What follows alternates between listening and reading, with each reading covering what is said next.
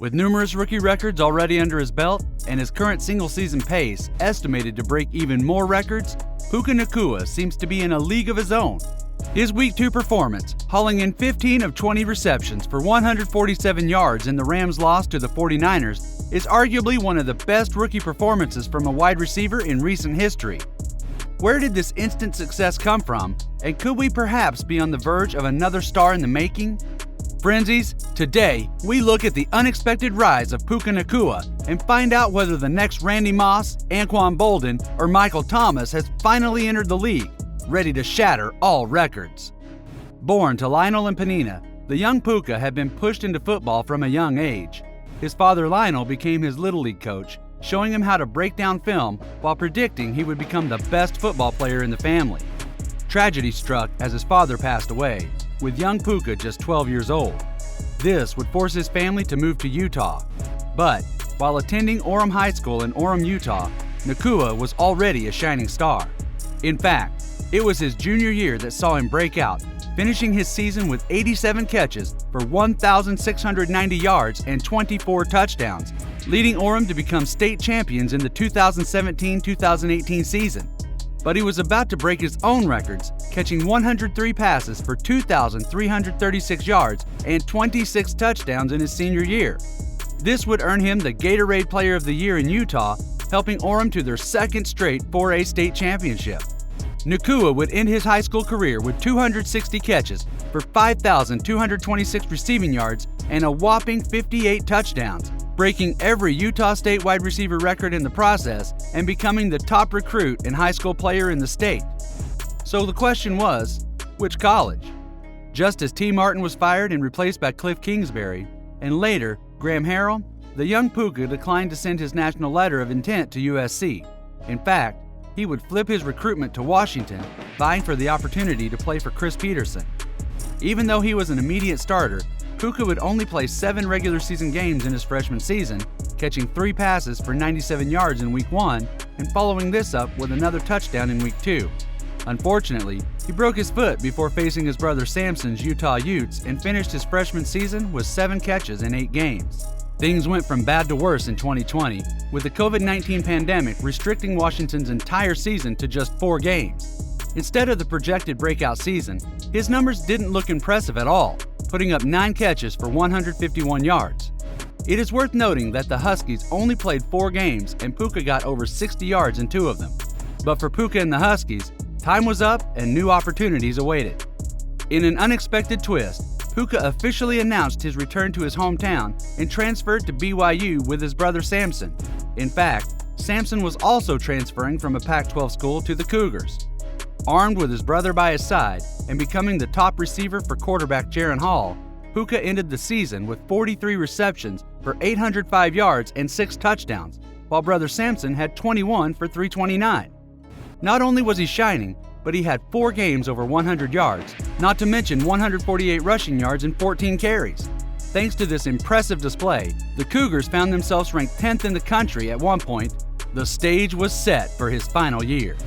With the NFL now looming, BYU had a frustrating 2022 season, going 8-5.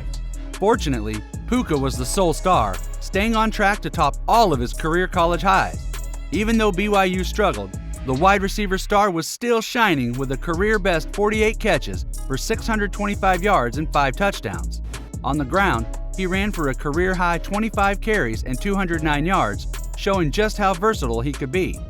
But with the combine ahead, the hopes were high, but the numbers didn't come through. Before players are graded for the NFL draft, all prospects need to attend the NFL Combine. For Puka, his immense 6'2", 201-pound frame was already in his favor and would have made an immediate impact against NFL-caliber quarterbacks. Unfortunately, his 40-yard dash time of 4.75 on his pro day wasn't quite the number that would push him into the day 2 range, especially for players of his size who also weren't the most productive or healthiest in college. To put this performance into perspective, only 3 drafted wide receivers had worse times at the Combine. These include Michael Wilson, 3rd round, Dontavian Wicks, 5th round, and Jalen Brooks, 7th round. Adding to the woes, his broad jump of only 121 inches left a lot to be desired. while his 3-cone and short shuttle times did not do much to remedy his declining value. But we have all seen how the underdog can rise, with teammate Cooper Kupp only running a 4.62 40-yard dash while being roughly the same size and becoming one of the most trusted receivers in the league.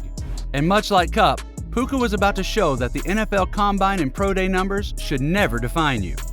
What happens next might seem like it has been scripted, but the Los Angeles Rams would pick up Puka Nacua with the 177th pick of 2023, pairing him with Matthew Stafford and the trusty Cooper Kupp.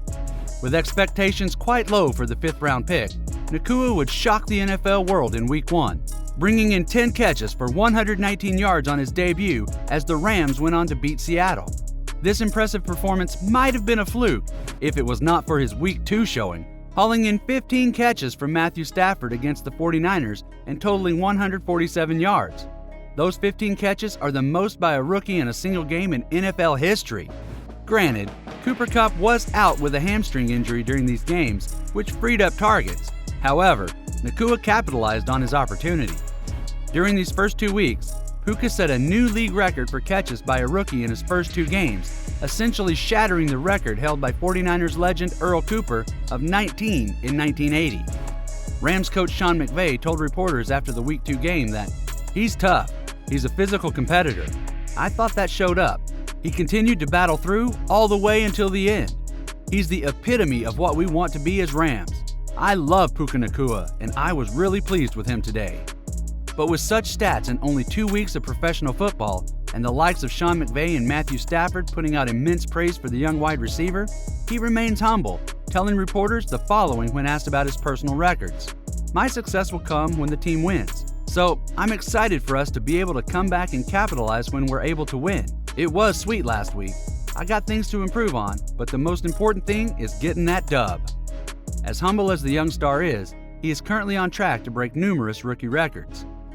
With 8 games played as of this video, it is fair to say we have reached the midway point of the season. Through these 8 games, Puka has managed to stay healthy and currently sits on 61 receptions. At the current single-season pace, he is projected to be close to 130 receptions by the end of the season, shattering the current rookie record of 104 held by Jalen Waddle in 2021. With 795 receiving yards through 8 games, he is projected to have around 1,700 yards when the season ends, smashing another long-standing rookie record of 1,473 receiving yards held by Bill Groman for the Houston Oilers in 1960. As for touchdowns, he only sits on 2, making ambitions of chasing Randy Moss's 1998 record of 17 touchdowns in his rookie season seem a bit out of reach. However, anything can happen, and Puka seems on track to smash numerous other minor records held by rookies. So with Puka currently in the talks for Rookie of the Year, and showing that anyone can make it with hard work and exceptional talent, it is certainly exciting to tune in each week and see what records are next up for the taking. Perhaps Puka Nacua will follow in the legendary footsteps of Randy Moss and Anquan Boldin by the time he hangs up his cleats. Do you think he can sustain this and break the rookie receptions and receiving yards records by the end of the season? We'd love to hear your thoughts in the comments below.